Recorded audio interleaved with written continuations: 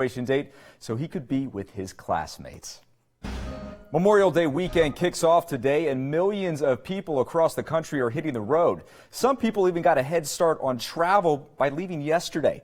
Nationally, more than 40 million people are expected to take trips for the Memorial Day weekend. AAA says they can expect nearly 3 million travelers in Southern California alone.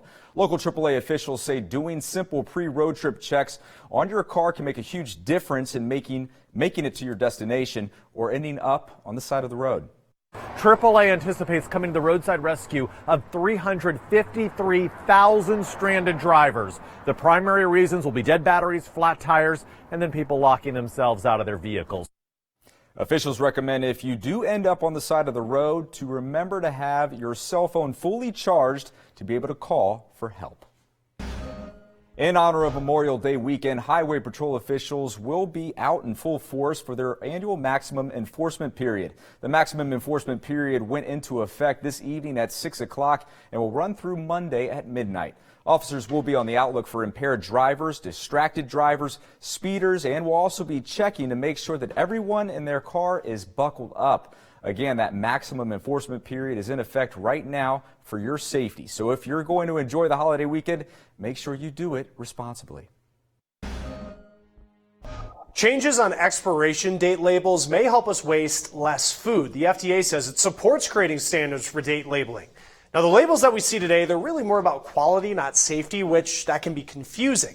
According to the USDA, 20% of wasted food is due to the fact that we're just misunderstanding these labels. Right now, the phrases that we usually see on labels say best by or sell by. But researchers are finding people are more likely to understand better if it says best if used by. Now, that's the label the FDA now says the food industry should have as a standard. USDA says no two foods will ever have the same true expiration. This is really more of a case of just trusting your instincts and looking at color and smell. But if you're still not sure, the USDA developed an app to help you decide if something should be thrown into the trash. It's called Food Keeper. The app won't just ask what the food is, but where it's been stored, for how long it's been stored, and at what temperature. Now, some food may last longer than what the label indicates. As for the possible change to labels, it is still unknown when and if that will happen. All right, let's turn to the news feed, and many put the blame, much of the blame for the opioid crisis on Purdue Pharma. The company makes OxyContin, very addictive. Now JP Morgan Chase is cutting ties with that company. The bank says Purdue needs to find a new bank to manage cash and bill payments. One school you will not see on the annual list of best colleges is the University of Oklahoma. U.S. News and World Report says that the school gave inflated data about alumni giving rates for 2 decades. U.S. News says that OU told them the giving rate was 14% when it was really 9.7%. T-Mobile has a new offer to get more people to try and join. The wireless carrier says it will match the discounts that customers get at their competitors. Now, this new plan is called Magenta. The company hopes these discounts will be enough to pull people from AT&T, Verizon, and Sprint. Let's get back to our lineup here, and you see a lot of scooters, public bikes. That just continues to spread across the country. But here's a question. Just how dirty are those handlebars? We're going to be putting the bacteria to the test to see if you should be concerned.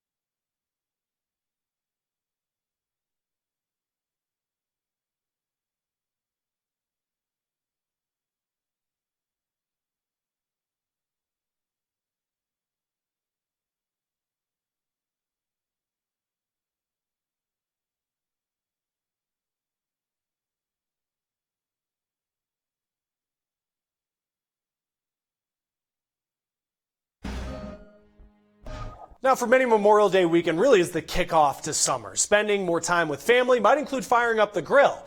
Now, if you run into some confidence issues with making sure that you're cooking things right, don't worry, because the pros are just a phone call away. Longhorn Steakhouse is opening its Grill US hotline this year.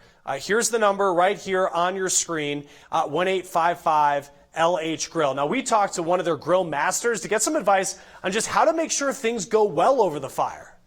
A lot of people have questions about what steak to use. My personal favorite is a ribeye. You've got all of that marbling that tends to really enhance the flavors once it's on the grill. Now, she said filet is the easiest steak to grill because it creates less flaming, and she also said go heavy on the seasoning because when you start flipping, you are going to lose some, and to keep your food juicy, marinate as long as possible. Now, let's talk a little food safety and just how long you should be grilling certain things. Well, the experts say you want to think about temperature, not as much about time. Beef can be anywhere between 130 and 170 degrees depending on how you like it cooked. Now for chicken, it's 165 and really no room for play on that one. A good idea is just to get a digital thermometer to help you out. Also clean pans so you don't cross-contaminate raw food with cooked. And another good tip they have a spray bottle of canola oil nearby to keep the meat from sticking to the grill. And again, you can call Grill Masters on Monday with questions that might pop up for you. Longhorn also has videos covering other grilling questions on its website. Now, Memorial Day, of course, is about honoring those who died serving our country. Now, veterans this weekend will also receive some recognition because theme parks, museums, other attractions nationwide, they are offering free or reduced admission to military and in some cases extended family. Some restaurants and other businesses are also offering discounts and free food to military members like Outback, Applebee's, and Hooters. It's finally Friday and Memorial Day weekend awaits. If you're looking for some things to do here in town, we have you covered. Sydney Eisenberg with the Now has more. Hey there in Kern County, it is finally Friday and we are moving into a 3-day weekend. That's right. So to celebrate, let's go ahead and take a look at just some of the many events that are happening across the county this weekend. Looking to travel back in time, pack the kids in the car and head to Tehachapi for the 3rd annual Western Swing Out Weekender. Enjoy your favorite Western swing bands in a beautiful small town environment. There will be a Western film festival, Western costume competition, swing dancing, and more. The Weekender starts tonight at 5 and runs through Monday. If you're looking to stay a little closer to home this weekend, nothing beats a Friday night filled with spring training.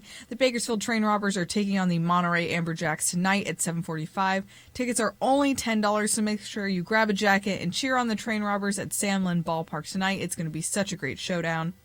Saturday morning, boys and girls and the Scouts have the chance to check out the Bakersfield Police Department headquarters. BPD will be holding group tours and demonstrations from their K-9, bomb, and SWAT units for Boy and Girl Scout troops. The tours kick off at 10 a.m. Saturday at BPD headquarters in downtown. After the tour, head over to Crusader Brewing to help a boy in his battle against cancer. 4-year-old Grayson is battling cancer for the 2nd time, and his family is holding a fundraiser at Crusader Brewing to raise money for his treatments. The family will be selling tacos at Crusader Brewing starting at noon on Saturday, so if you have the chance or the time, please head out there. It is a really great cause. Fill up your Sunday with not one, but 2 food festivals. That's right. Start off at the 21st Annual Latino Food Festival, Menudo and Pozole Cook-Off. The Kern County Museum is going to be filled, and I mean filled, with amazing food, live music, and even a jalapeno eating contest. The festival will bring out the best menudo and pozole around. The festival kicks off at 11 Sunday morning. And after you get your menudo and pozole fix, head over to the Kern County Basque Club for the 47th Annual Basque Festival. Enjoy authentic Basque food, dancing, and even a handball game on Sunday. Now, if you can't make it out on Sunday, don't worry. This festival is running all weekend. It's going to be a party nonstop. Doors open at 8 a.m. each day. Monday marks Memorial Day, and while the weekend is typically known for road trips and family time, spend the day honoring the men and women who have made the ultimate sacrifice for our country. Monday morning, you can honor local heroes by attending the 1,000 Flags event at the park at Riverwalk. It will be a beautiful experience. You can also sponsor a flag in honor of a loved one for $50. Camp Hamilton is also honoring these heroes with a barbecue. Remember those who we've lost and even make some new friends over some delicious barbecue. The event starts at 2 Monday afternoon at Camp Hamilton Veteran Memorial Park. And we would like to extend our biggest thanks to all of our military members and their families this Memorial Day weekend. Now, if you go to any of these events, please send us some photos. We would love to see them. Send them to our Facebook or Instagram or Twitter, or send us an email to news@kero.com. For the Now, Sydney Eisenberg, 23 ABC. Certainly a lot going on this weekend, from graduation to Memorial Day, and it's beautiful out right now, but Allison, we could see some rain potentially on Sunday. Yeah, we are tracking our next winter storm that is moving into the county, but before that, we felt warming temperatures today and beautiful clear skies and just a gorgeous sunset this evening here in Bakersfield. So temperatures still in the 70s, 77 degrees right now. That's actually up 8 degrees from what we were feeling this time yesterday. And while we've been dry here in the valley, actually tracking some scattered showers making their way through the mountains up in the Kern River Valley to Tehachapi, and seeing some of those popping up near Pine Mountain Club this evening. But by the time the sun fully sets, the end of this system is going to be clearing, and that's what you can expect for most of your Sunday morning, with another chance for those temperatures in the 80s. So return of the 80s for just 2 days, but again, that is all going to be changing. A high of 81 here in Bakersfield tomorrow, 79 in Taft, 54 as a high in Fraser Park, and 59 as a high in Lake Isabella. So even though temperatures are slightly warming, air quality is still going to be good thanks to that system that made its way through the past several days. So we'll have an AQI of 44 here in the valley. But then that low pressure system winter storm is going to be pushing through the region on your Saturday, bringing the best chance for rain actually on Sunday, but then it's going to be starting to clear out as we head into your Monday. So you can expect the chance for some isolated thunderstorms beginning anywhere from 3 p.m. continuing until the sun sets tomorrow. Now, in those thunderstorms, tracking the chance for lightning, gusty winds, heavy rain at times, as well as the potential for hail. And then that's going to be clearing out, leaving us dry for the late hours on Saturday. But then what we want to track is this next system, which is going to be bringing widespread rain across the county beginning at 8 a.m. on Sunday. And then we are going to be tracking another round of those isolated thunderstorms as we head into the afternoon hours. And then in the evening, any of that precipitation that's left, that pink color that you're seeing, well, that means we could be seeing some snow showers in the mountains above 6,000 feet. So again, like we were saying, 81 degrees as a high tomorrow, but then a big dip in temperatures down to 67 just in time for your Sunday, and then slightly warming and drying out as we head into your Monday for Memorial Day. And then those skies will be clearing as we head into next week, with temperatures reaching 87 degrees by Thursday and Friday. Chris? Topping our newsfeed here on the Now, the FAA is figuring out when the 737 MAX will take to the skies again. Now, Southwest Airlines says it won't charge anyone who wants to change their flight to avoid flying on the plane when it's in service. Now, the plane's been grounded since March after 2 deadly crashes. Changes could be coming to regulations for retirement savings accounts. The U.S. House passing a bill that makes it easier for companies to provide retirement plans to employees. And it would also require long-term, part-time workers to be eligible for retirement benefits. With around 900 new measles cases in the U.S. this year, there are some big concerns as we head into summer and millions of kids go off to summer camp. New York has the most cases, and the state's health department sent letters to more than 2,500 camps urging them to make sure campers are vaccinated. Well, more people are getting around these days on those dockless scooters and public bikes, so you may be wondering just how many germs are lurking on the handlebars. Annie Taylor tested the bacteria and says the results might surprise you. You've probably seen these public bikes, public scooters. They are everywhere, and they're getting even more popular because not only are they fun, they're convenient. Have you ever ridden a scooter before? Yes. With a growing number of people using them, we wondered, how germy are they? I'm sure they're very dirty. Probably pretty dirty. Ooh, that's a great question. We hit the streets of Denver to see what could be lurking on the handles of scooters and public bikes. We swabbed and swabbed and swabbed some more. What did you find on the handlebars? We took the swabs to the lab. We tested for staph, E. coli, general bacteria levels, and yeast and mold. The results? Surprising. Well, my initial reaction was the surprise. Dr. Helene Varek, a microbiologist at Metro State University, knows all about bacteria. Some were a lot cleaner and some were a lot dirtier. Here are results. We tested scooters at 2 locations. These scooters only had 700 bacteria colonies on them. No E. coli or staph, but they did have lower levels of mold and yeast present. To put that into perspective, your hand has on average about 3,200 bacteria colonies on it. Now, this group of scooters. They had the highest level of bacteria from all our testing, 12,000 colonies, but nothing harmful was present. People are gripping them with their hands and potentially sweating on them, and just, it's the humans that are dirty. What about the public bikes? Well, these ones from the city had 3,500 bacteria colonies, but they were the worst offenders for the yeast and mold. They had 900.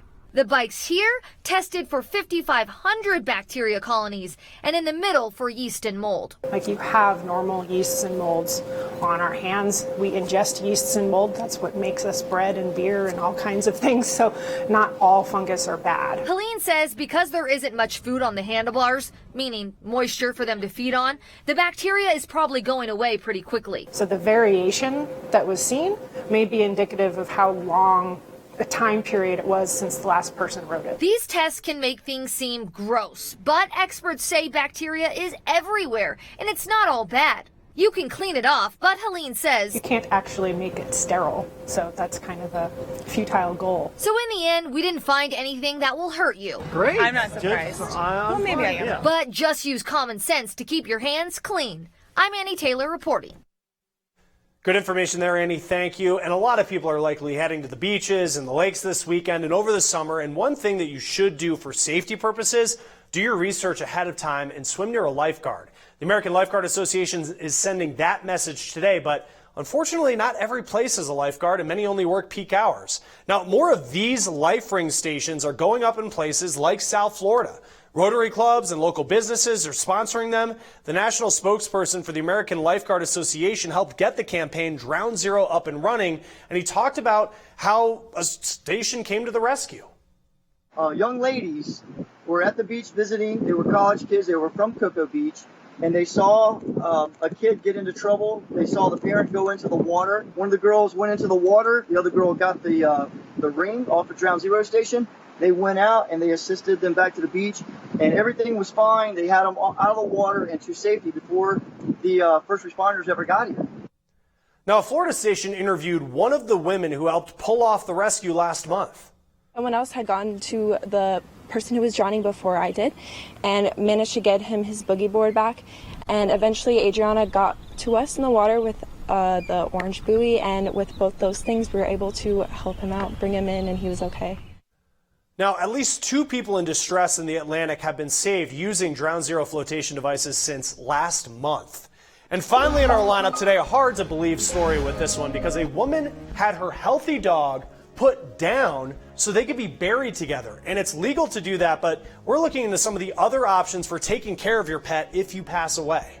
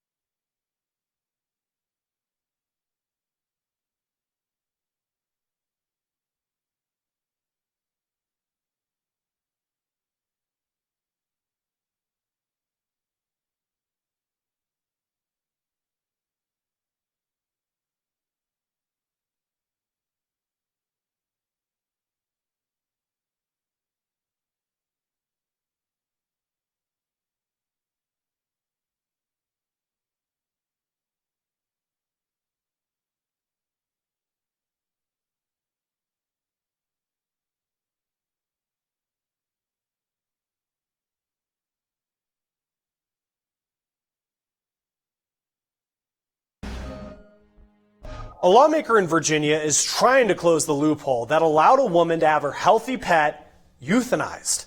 The woman recently died, and in her will, she asked for her dog to be put down so they could be buried together. Now, as you can imagine, this is not sitting well with a lot of people, especially because shelters had offered to put that healthy dog up for adoption. The Animal Legal Defense Fund tells us that the woman had plenty of avenues to make sure her dog was taken care of after she passed. Now, one option they say is creating a pet trust. You can start saving money now, as well as setting up instructions for what to do with your pet. And that way the animal will still be taken care of after you pass, but, obviously, so you don't have to worry about that. And also you won't have to needlessly kill an animal just because you're concerned out of it. Now, right now, only Virginia, Pennsylvania, New Jersey, and New York have laws like this. Now, as for the executor of the will, it can be uncomfortable to say no to a person's wishes, but legal experts say you should still talk to a judge before fulfilling that request. That you should go to the probate judge and ask for guidance on this, specifically asking if you can effectuate the will in a different way. The Legal Defense Fund says that vets do usually decline those requests to abide by moral and ethical standards. Now, the service dog who worked with President George H.W. Bush during the last 6 months of his life is continuing his mission. And Monday here on The Now, we're going to catch up with Sully and see what he is up to now, the impact that he is making alongside other service dogs just like him.